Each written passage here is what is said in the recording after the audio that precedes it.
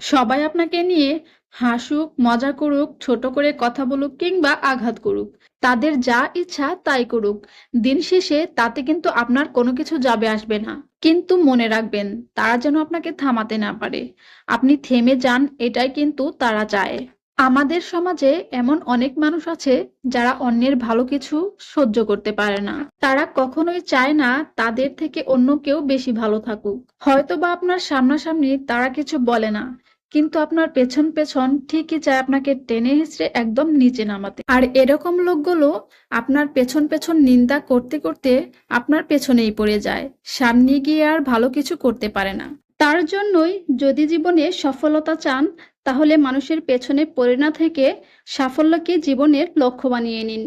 কে কি বলল, কে কি ভাববে, এটা যদি মাথায় রাখেন তাহলে কখনোই সাফল্যের চূড়ায় পৌঁছতে পারবেন না।